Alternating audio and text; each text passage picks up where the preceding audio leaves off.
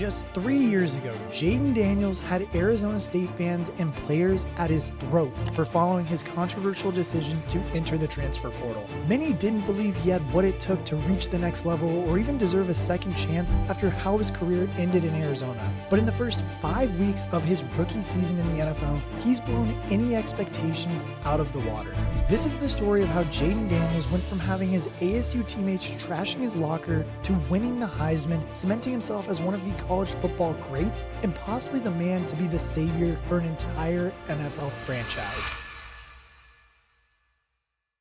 Jayden Daniels was born in San Bernardino, California, roughly 60 miles east of Los Angeles. Born to Regina Jackson and former Washington Huskies defensive back Javon Daniels on December 18, 2000. Football was always ingrained in young Jayden's blood. His father was training him to be a lockdown corner as Jayden played flag football in his youth, but admits that his first sporting passion was basketball. The love for football ran deep in his family though, with his grandfather also having a big part to play in Jayden's career, taking him to and from practice through his entire childhood. As high school drew closer, Daniels came to a painful realization that his hoop dreams were out of reach, as he would be significantly undersized for the sport. This encouraged him to shift all of his focus onto football, the path that many in his family before him had gone down. And though he had extensive training growing up as a kid to play defensive back and honestly throughout all of flag football, played all over the field, Jayden Daniels always wanted the ball to be in his hands, so thus he wanted to become a quarterback. His father at the time questioned whether Jayden was adequately prepared for the immense responsibility that playing under center held. It wasn't just about having the ball, it was about having the power to decide the outcome of any given play. When enrolled at Cajon High School in fall of 2015, Jayden did so as a quarterback, yet to grow into his lanky frame but showing immense talent at the position. He was named the starter as a freshman, but was only allowed to play if he signed a waiver due to his frail 125-pound build. He chose to pick the number 5 jersey, taking after Donovan McNabb, his favorite quarterback to watch as a kid alongside Michael Vick. And honestly, their playstyles heavily influenced how Jayden played the game as well in high school, evolving into a dominant dual-threat quarterback while at Cajon High School. He threw for 14,700 yards, resulting in 170 touchdowns, best for second all-time in the history of California high school football. Add to that another 41 touchdowns on the ground and 3,645 more yards, and there was no denying that this kid could move.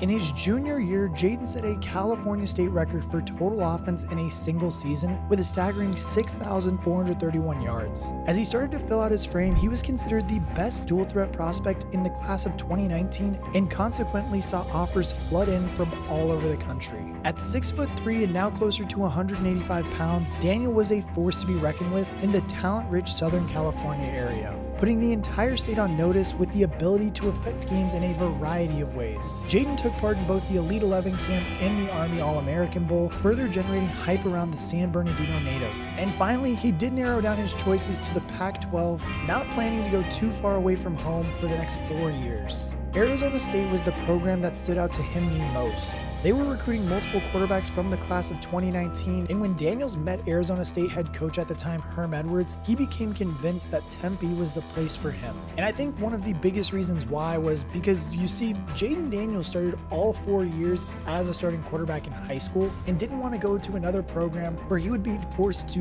basically sit behind a veteran and wait for his time. He wanted to get right to it and become the starter for whatever team he joined, and Arizona State gave him that chance. He wanted to be the same kid who wanted to have the ball in his hands more than anything else. And at ASU, Coach Herm was adamant that the starter would be determined on merit, not seniority. This, combined with the quote-unquote family feel of the staff, led to Jayden Daniels committing to play his college ball at Arizona State University in the fall of 2018.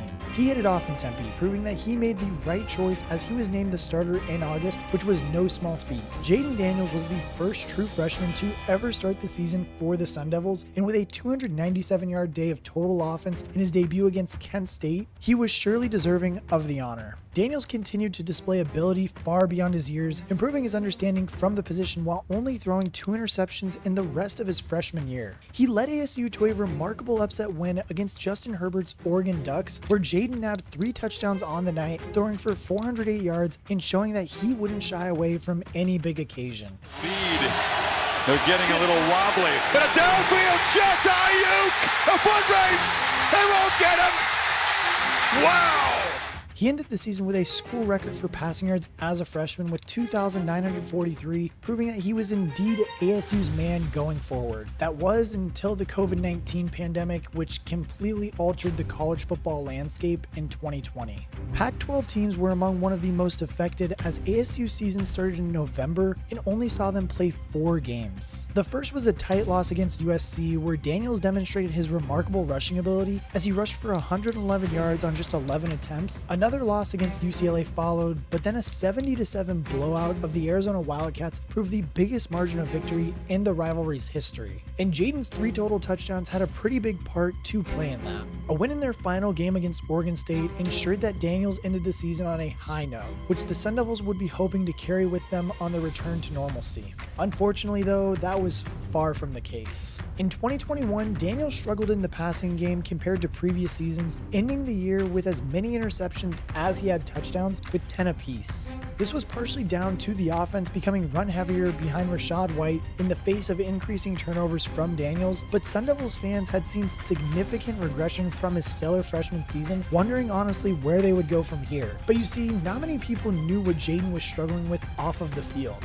He had a tough year off of the field, losing both of his grandparents in 2021, which he admitted greatly affected his playing ability and to perform on the field. Him losing his grandfather took a huge toll on him, as his grandfather was his best friend and one of the biggest believers in his dream of making it to the NFL. So after a brutal 2021, ASU's future was no longer certain, but Daniels had his sights set on a bigger stage. You see, when Daniels was lighting up high school football, there was a pair of elite quarterbacks also from Southern California in the class below him. And in his time at ASU, they had emerged as superstars in college. I'm of course speaking about Bryce Young and CJ Stroud, putting the SEC and Big Ten on notice. By 2021, Young was already a national champion and a Heisman winner, while Stroud was a Heisman finalist and had set multiple records in the Rose Bowl. Daniels did take note of that, and feeling that he wasn't realizing his full potential in Tempe, entered the transfer portal in early 2022. And to no surprise, this decision was not taken lightly by the ASU youthful, as it appeared that he was abandoning them for greener pastures after the faith that the program had shown him in putting up with him to this point. Many fans weren't hopeful he would turn things around, but nonetheless took offense to his departure. His teammates made no secret of their disdain for his decision, with the video of them raiding his locker going viral for all the wrong reasons.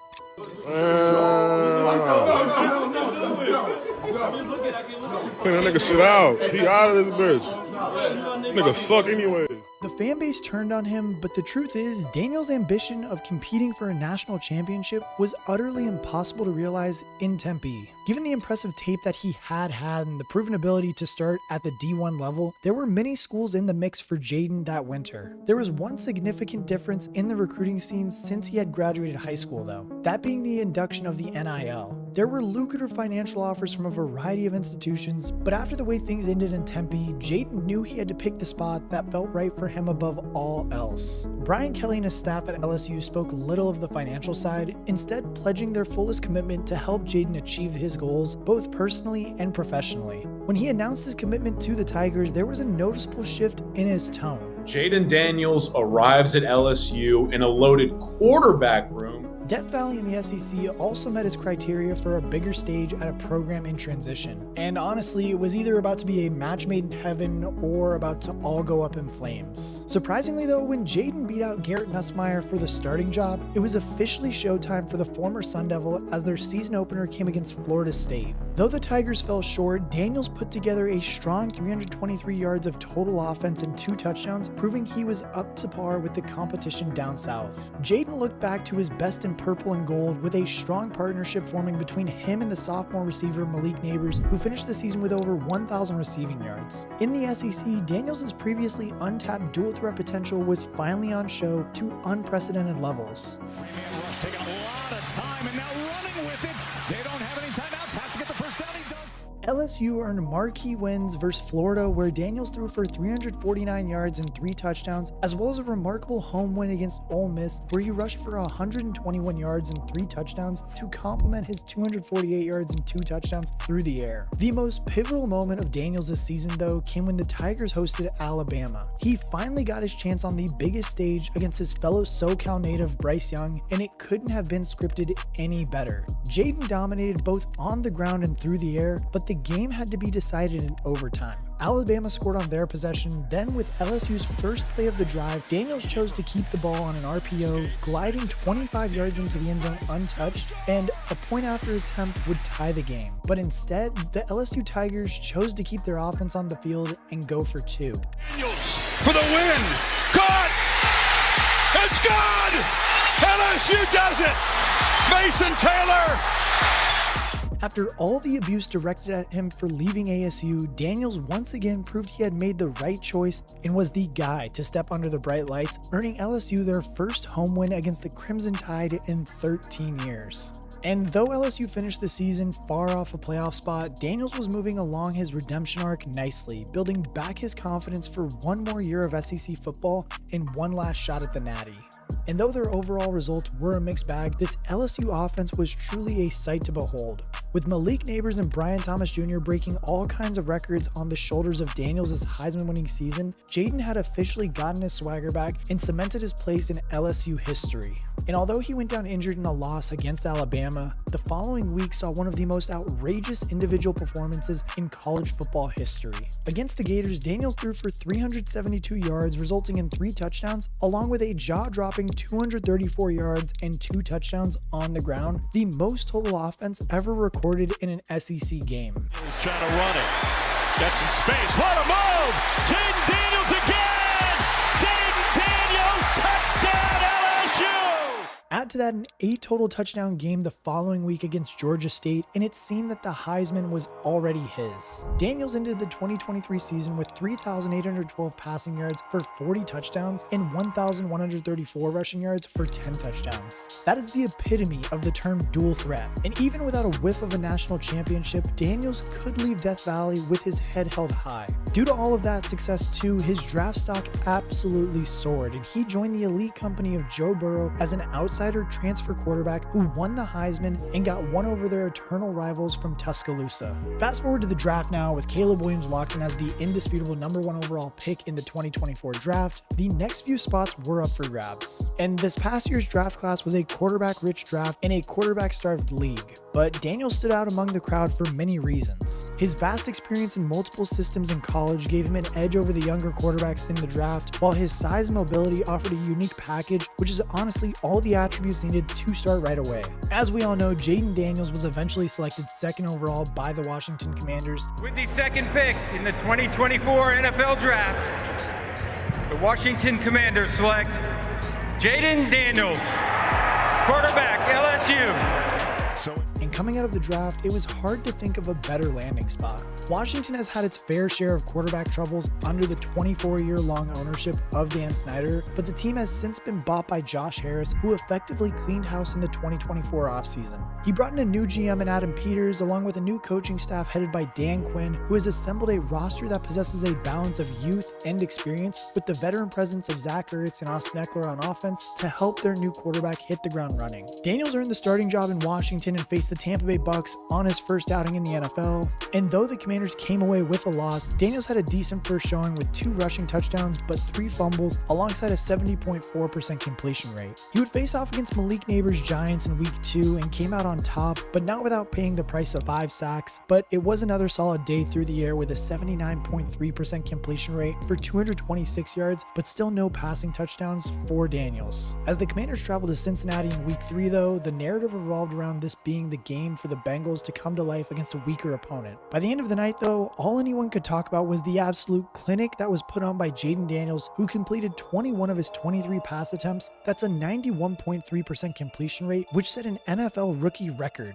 Daniels posted 254 yards and 2 passing touchdowns, including 1 to his lineman, en route to a 38-33 road win, which earned him the NFC Offensive Player of the Week award. And now look, just as he did against Oregon and Tempe and Bama and Baton Rouge, Jayden always brought his A game to the toughest matchups and never left empty-handed. In a week 4 performance against the Arizona Cardinals, he proved to be almost as accurate with an 86.7% completion rate and yet another road win, this one even more commanding, at a 42-14 score. He did throw his first pick in this game in the 2nd quarter, but crucially showed the resilience to bounce back and and still get the W. After finding his rhythm in his new offense, Daniels now has the Commanders looking on the up, sitting atop the NFC East at 4-1, as he has the best completion percentage in the NFL across 4 games at 82.1%, along with the most rushing touchdowns of any quarterback at 4. And look, with the vast improvements that we've seen in the Commanders so far this season, paired with a significantly weaker NFC East, Jayden might be on the course to lead the Commanders to their first playoff appearance since 2020. And if he does, I can't see why he wouldn't be up for Offensive Rookie of the Year, possibly on the same trajectory as his fellow Californian CJ Stroud.